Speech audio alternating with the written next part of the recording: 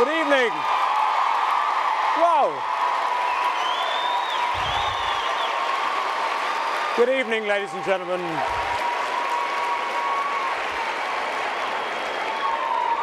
I am so excited that you are excited. Welcome to Carnegie Hall and to... Thank you. Welcome to what I hope is a very special evening. More than 25 years ago, an author put pen to paper and created one of the most extraordinary stories that the world had ever seen.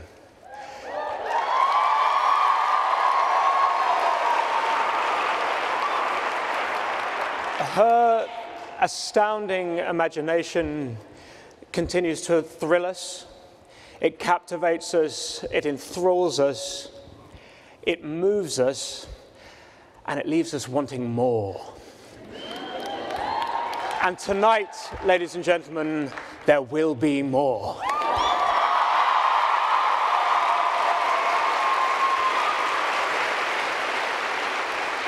But 10 years ago, an unimaginable image and an unthinkable story propelled her down a very different path, where the lives of millions of voiceless children would need saving. The author is J.K. Rowling.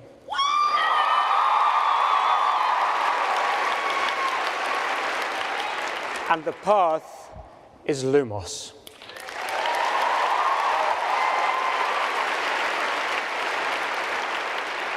Tonight, we will cast a light on 8 million hidden children around the world who desperately need our help.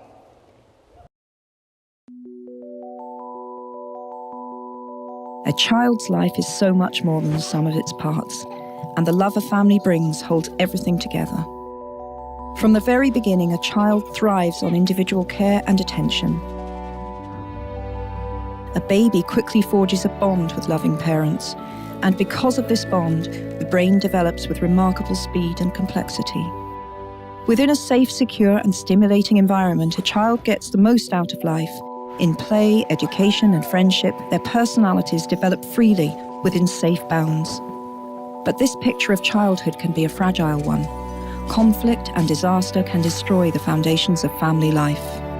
When countries suffer the effects of extreme poverty, the bond which holds families together can easily be broken apart. In these circumstances, families can feel they have no choice but to place their child into a so-called orphanage, especially if the child is disabled and needs care the family cannot afford. Community support alternatives may not even exist. That orphanages do exist locally may convince desperate parents that there is no alternative. But once a child enters an orphanage, a very different picture of childhood can emerge. A child must now compete for the unique attention they crave. A lack of individual care harms babies and affects their infant brains at a critical stage. Any schooling they receive is no compensation for the parental love they are denied, and children can become cut off from the world. Ill-prepared for life outside, they have very poor life chances, and they are much more likely to fall victim to abuse and crime once they leave an orphanage. And we know there are at least 8 million of these children worldwide. But there is hope, and it lies at the very heart of the problem. 80% of children in orphanages are not, in fact, orphans, but have parents or extended families who could care for them, given some support. And by better channeling existing donations, we can support these vulnerable children at home. By directing funds away from so-called orphanages, we can transform systems of care. We can establish community-based services and prevent these places from ever taking root. Community-based services are a better investment for donors. They are more cost-efficient than residential care and reward children and communities in the long run. Placing children into orphanages is a choice and not a necessity. It is preventable and reversible. And by giving communities options in how they support families, we can change the lives of millions of children and give them strong beginnings and the futures they deserve.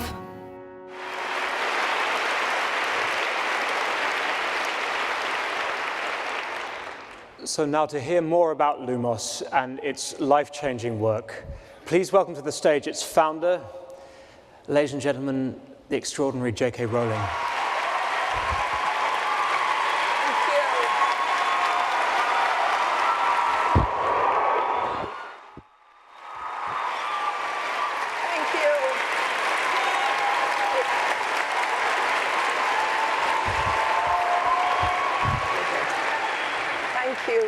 Thank you very much.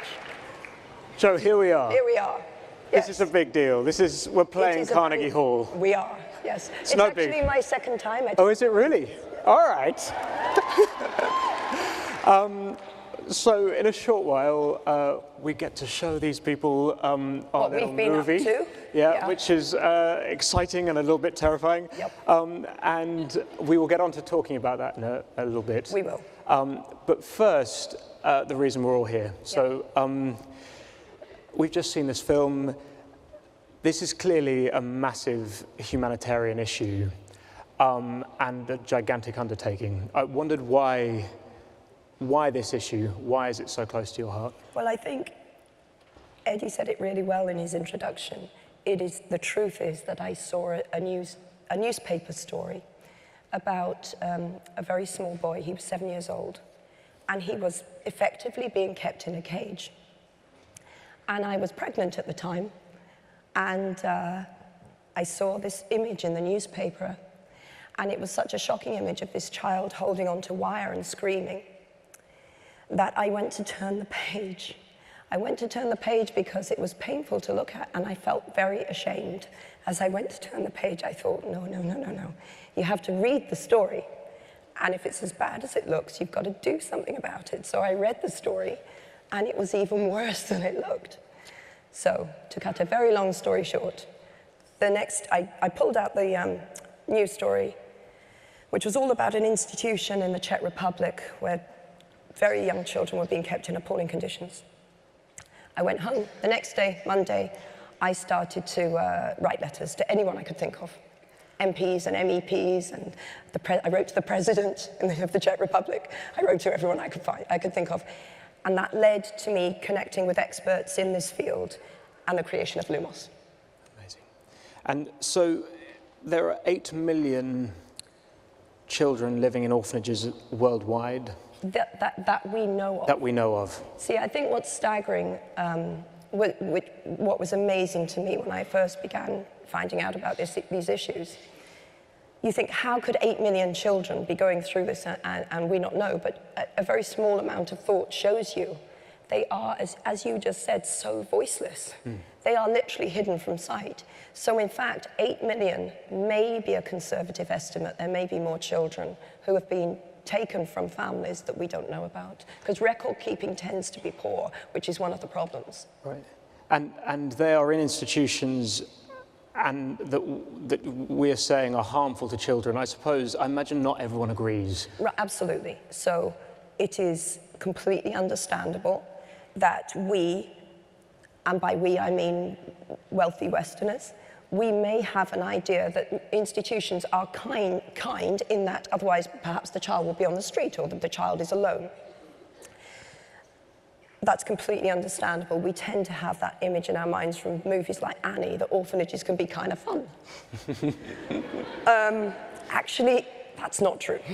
Even the well-run ones are proven, as we saw in that short film, to do often irreparable harm. You will know, Eddie will know, because you have a young baby now who is 5 months old. 5 months old, yeah. And you will know, as I know, as all of us who have anything to do with small children know, that they are hardwired to demand love. They just come out looking for it because that's what they need for brain development. And as was shown in this movie, we know that children who are raised in institutions suffer developmental delays. They tend to be physically stunted. They normally have psychological trauma. It is just not what nature intended for children to be herded together and not given individual love and care. And are there sort of studies and statistics that support Yeah, absolutely. So I'm not just saying this, plucking this out of the air to tell you. We have 80 years of research now that shows very, very clearly, all the research agrees, that this is very harmful. And in fact, Lumos works with scientists in the field who can show you brain scans showing the difference between a child that's come from an institution and a child that's been raised in a family. As the movie showed, one large recent study showed that children who come out of institutions were 6 times more likely to have been abused, 10 times more likely to enter prostitution, 40 times more likely to have a criminal record, and they were 500 times more likely to kill themselves. My God. So you see, we do have this enormous bank of research telling us that we are allowing or even inadvertently causing children to be harmed. For me, one of the complicated things to get my head around, and I suppose for people in developed countries like the US or the UK, in which institutionalization is a thing of the past, one of the things we struggle with, I suppose, is there's this sort of disconnect in terms of how we view orphanages. I completely agree. I think a small amount of thought shows us, if you imagine what would happen, God forbid, were a terrible natural disaster to hit New York tonight, everyone, I think, would immediately think, well, the important thing is I keep my loved ones close to me, we stay together, and we get the support we need to rebuild our business, find ourselves a home. When we put ourselves and our families mentally in that position, we understand. However, what's happening across the developed world is disaster hits and families are immediately pulled apart. We'll take those children from you. Now imagine that in the wake of a disaster, that people come to you and say, well, if that child will get fed only if you give me that child. And that's what we keep propping up this system, and it's causing a huge amount of damage. And so is that why families are being torn apart? Are there sort of, why do parents give them up? Right, exactly. For many people, that's the key question. So when I tell people 80% of these children have parents, then an understandable reaction is, what loving parent could give up their child to one of these places? Well, we know that there are 3 main drivers into institutions. The biggest one, the overwhelming one, is poverty. So parents who may themselves literally be starving are told, if you want to feed that child, we'll take it to the institution. The child will get food in the institution. So they literally believe, that's how my child will be fed and survive. I'll have to give the child up. The other one is disability. We find in the developed world, and certainly this was the case in Eastern Europe where we're doing a lot of work, children with disabilities were not integrated. And so parents, again, were told, if you want medical assistance for your disabled child, or if you want that child educated, they have to go into the institution. And then the third driver is natural disaster, and this is where a very nasty aspect of institutionalization comes in. It is often the case in the developed world that orphanages, so-called orphanages, are run as businesses, and that effectively children are trafficked for profit. Because we Westerners are generous, and we give a lot of money to these orphanages, and unfortunately there are very unscrupulous people who, in the wake of disasters, use it as an opportunity to get children, corral children, as a magnet for foreign money, rather than putting the money into systems of care that would keep families together. So since 2010, there has been a 700% increase in children in institutions in Haiti. So, for me, what's the solution? Okay. How does one go about it? Obviously, this is a massive issue, massive issue. And as you would imagine, the solution is complex, but I bring you hope. This is an entirely solvable issue. This is entirely solvable. And we know how to do it. That doesn't mean it's easy, but we know how to do it. So it's a 2-part problem. First of all, we have these children, some of them living in truly appalling conditions, whom we need to rescue. The other part of the issue is we need to stop children going into those institutions in the first place, ever again. Lumos's ambition, and we believe it's achievable, is that by 2050, we will have ended institutionalization globally. Now, that's going to be a huge amount of work, clearly, but a lot of us are really up for that. So, first thing is we need to put into place different systems of care. And some very good news is institutions are very, very expensive to run. And if we just redirected the funds that are being pumped into institutions, that alone would enable better systems of care to be set up. But you also need a lot of expertise. And what we do with Lumos is we work with people in country who are already trying to change these systems. So that's a point I always really like to get across. We are not moving into countries and saying, let us show you how it's done. We are walking into countries because in all of these countries there are experts who know the system's wrong, but they don't have the money and they don't have the clout. And they aren't connected with the kind of people who can help them change systems. We can go in and help them do that. So that's what we do. We go in and we try and effect the change. We also do things like we've provided urgent medical assistance often to children that we found in very, very bad situations and so on. So it's multi-layered. And then the other thing we do is advocacy. So we work with places like the UN and the EU to change policy, to stop this being the default position when disasters happen. But I think I read that every year, particularly in this country, millions of dollars are being given to orphanages. Right, well, I have these notes because I want to get the figures right. And because normally I just make it out of my head. Like people say, how many house elves are in the Hogwarts kitchen? And I just...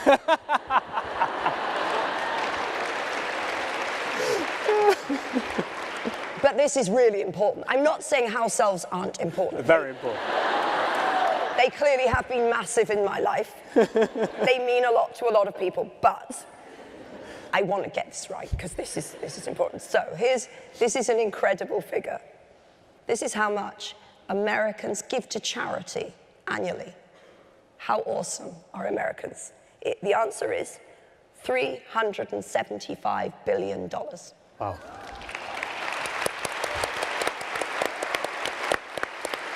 Right? So, I mean, that is phenomenal. That's phenomenal.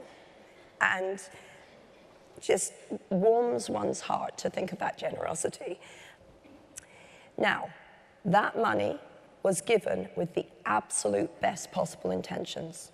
There's not one person here tonight I know of any age that does not want to help a child in trouble. It's a human instinct that we all have. We know that that money drove a lot of children into orphanages who probably didn't need to be, well, do you know what? No child needs to be in an orphanage. But we know that it created a drive in. And so what I would like, even if you never give us another penny, I'm so grateful for what you've given us tonight. And we will always be able to use money very effectively because, as I say, these children have very complex needs. But even if you never give us another penny, if you just walk out of here tonight and explain to people that donating to orphanages or volunteering in orphanages is sometimes propping up some very corrupt people making a lot of money. And if you give your money to community-based services, you can actually help 10 times as many children. Just checking my notes, 10 times as many children. So.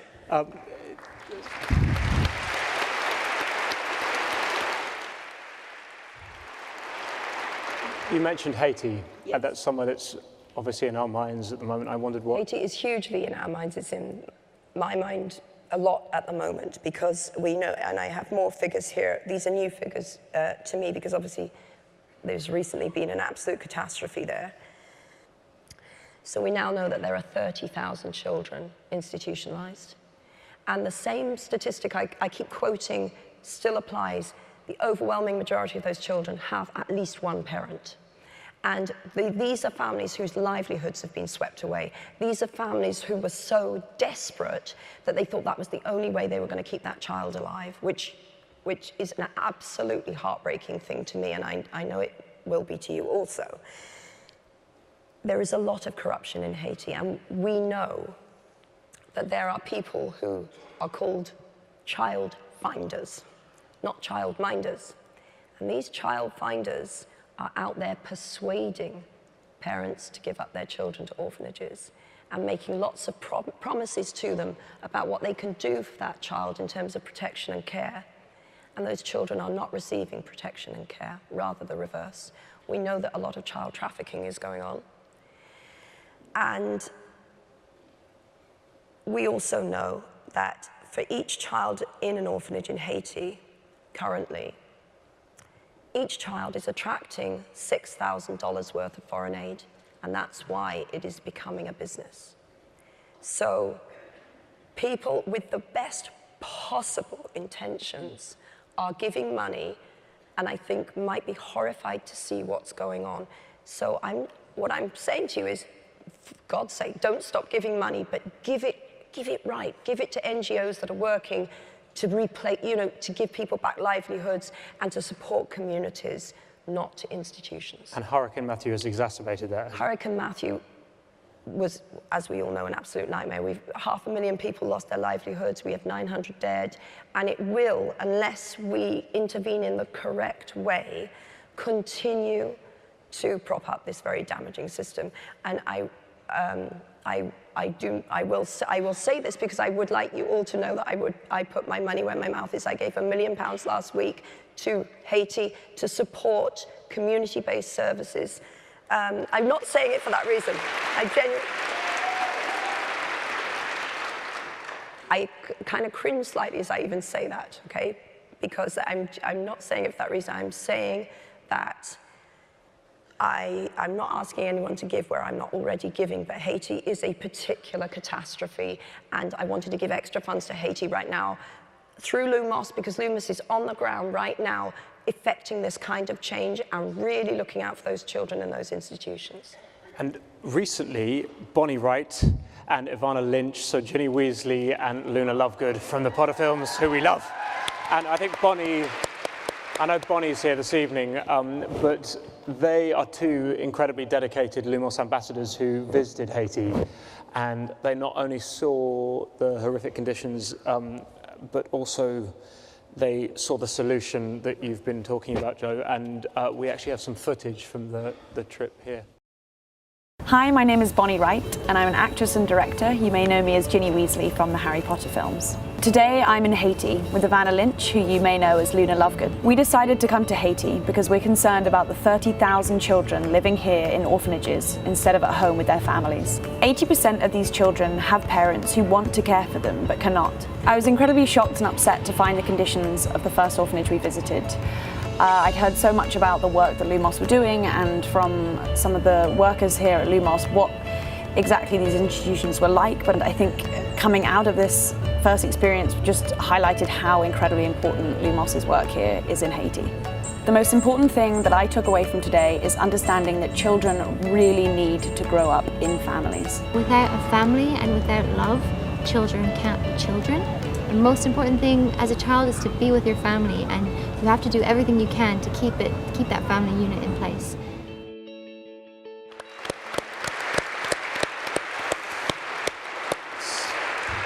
Those are pretty profoundly powerful images.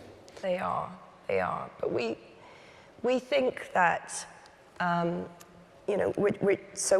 obviously we're doing a lot of work in Latin America now. It's an area that does have a problem with institutionalization, but we are very hopeful in Lumos that we could reach a tipping point in 5 years or so where we can change policy.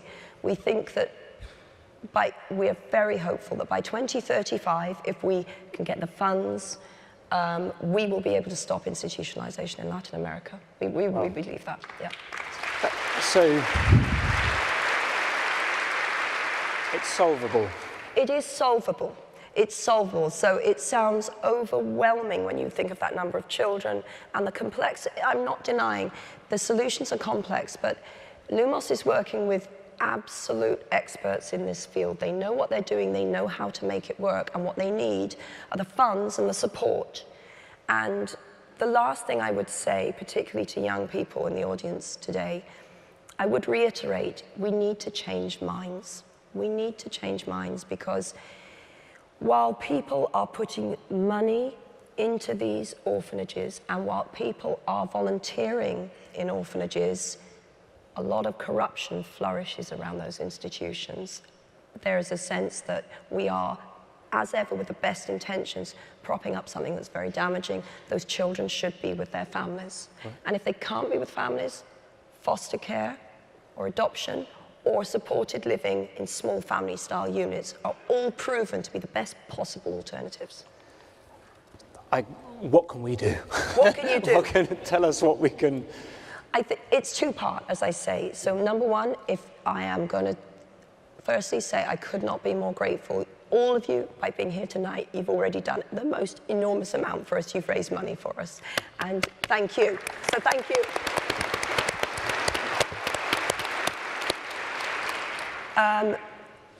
So 50% of what you can do, if you want to fundraise for us, I will be forever in your debt. The other half, though, as I say, is the other thing you can do is if everyone who's here tonight walked out of here and said, I get the issue, I know that institutionalization is wrong, and in future when I donate, or when I hear a friend donating saying they want to give some money away at Christmas, I will say, not the orphanages. Don't. But look, if you want to give it to a child in the developing world, look at community-based services. We're not the only NGO working in the field, we're one of several. So do a little bit of research and make sure that you are supporting families to stay together.